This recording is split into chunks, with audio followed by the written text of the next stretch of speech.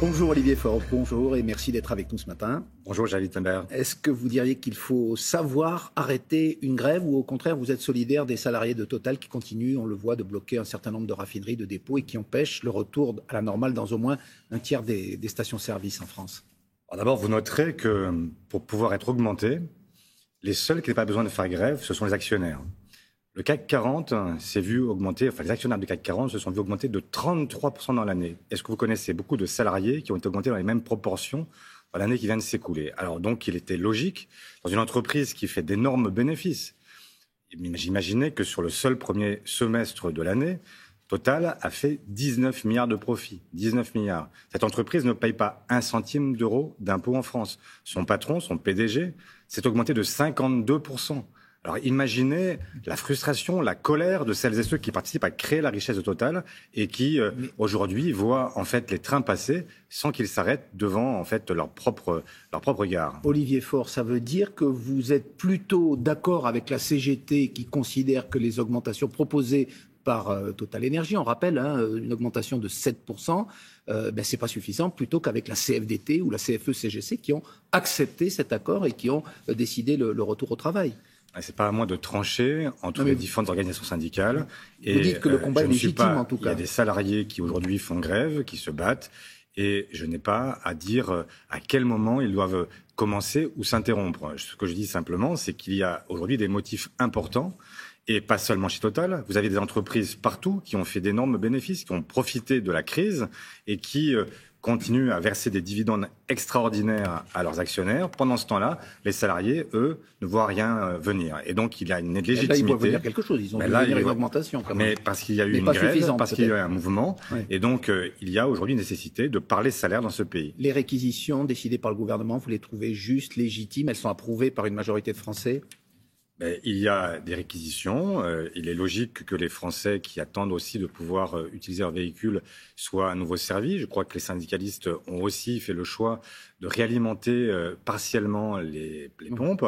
Et donc, il faut trouver un équilibre.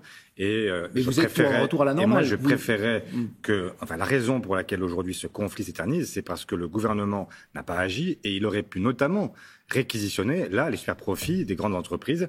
On aurait eu aussi un autre climat social que celui que nous connaissons aujourd'hui. Ce climat social, vous croyez à une contagion des luttes? Mardi, il y aura une journée de grève interprofessionnelle. Vous croyez à la grève générale que considère par exemple possible votre collègue Sandrine Rousseau?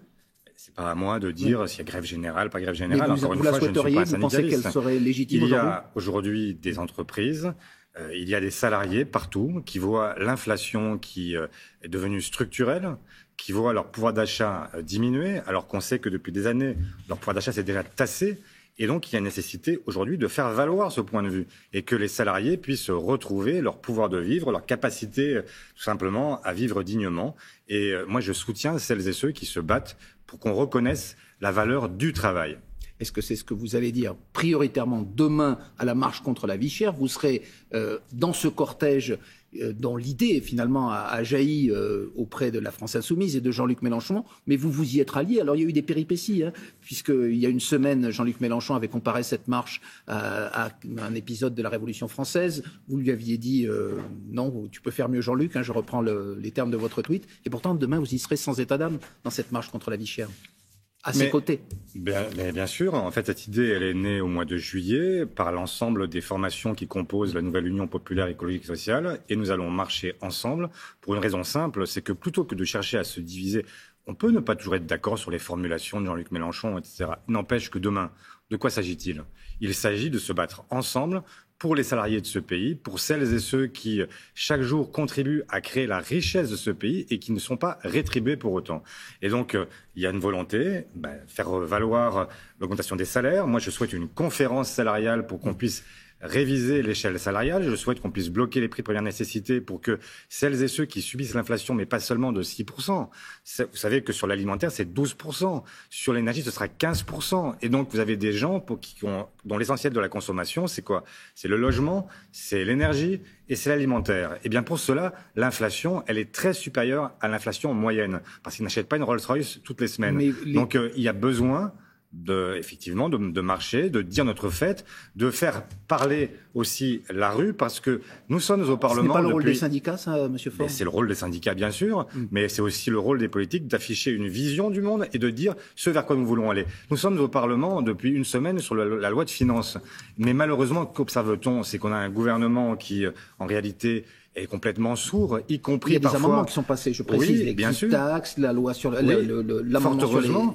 Et vous aurez remarqué que, y compris cette minorité présidentielle qui s'est fracturée aussi parce qu'il y a des gens chez eux qui sentent bien qu'on ne peut pas continuer comme ça et que la cohésion de ce pays est dépendante de la justice qu'on veut bien y mettre. Mais pour en revenir quand même à l'aspect politique des choses demain dans cette manifestation, il y a quand même des absents. Fabien Roussel, qui a d'autres choses à faire dans le Nord. Yannick Jadot, qui assume politiquement de ne pas défiler. Ce sont 2 anciens candidats à l'élection présidentielle. Il n'y aura pas non plus Anne Hidalgo. Pourquoi vous y allez ? Il y a quand même une contestation aussi à l'intérieur de la NUP et de la gauche. Non, mais vous avez des gens qui toujours cherchent à se singulariser. Moi, je ne cherche pas à me singulariser, je cherche une seule chose. C'est faire entendre le point de vue de ces millions de Françaises et de Français qui sont là d'être maltraités. Et et donc il y a un moment où il faut mettre de côté les querelles que nous pouvons avoir, les ambitions légitimes des uns, des autres, etc. Je les entends, je les comprends.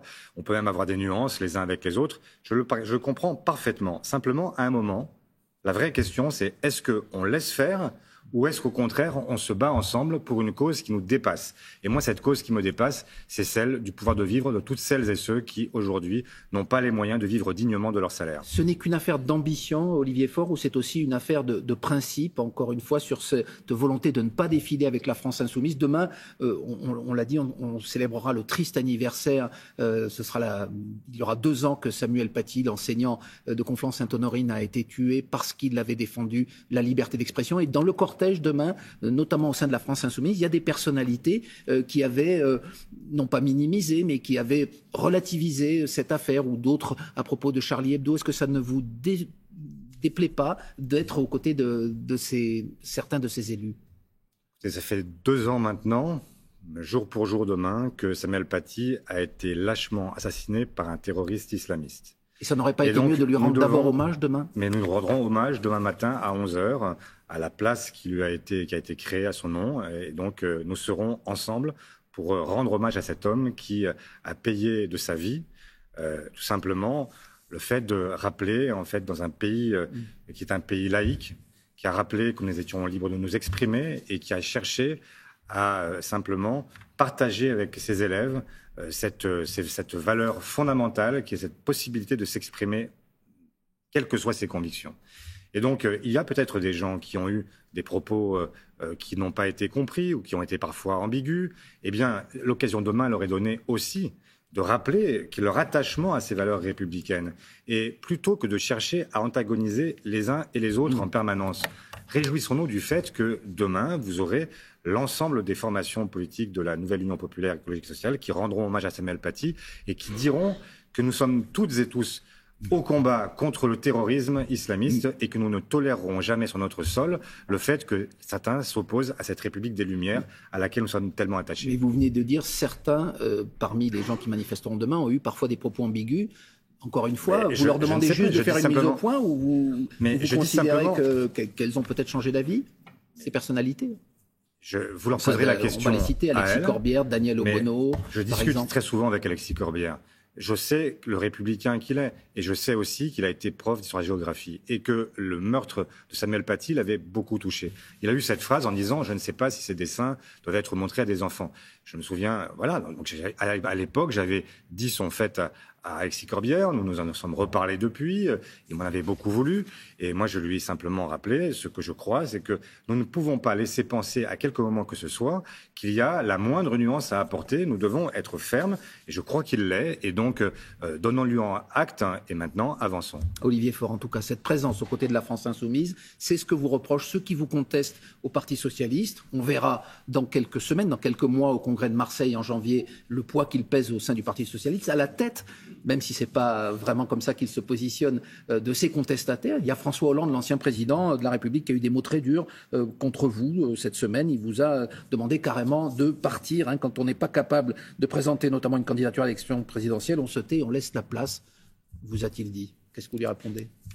Écoutez, Javid Tamer, ne comptez pas sur moi pour entrer dans des polémiques et jouer au ping-pong avec un ancien chef de l'État.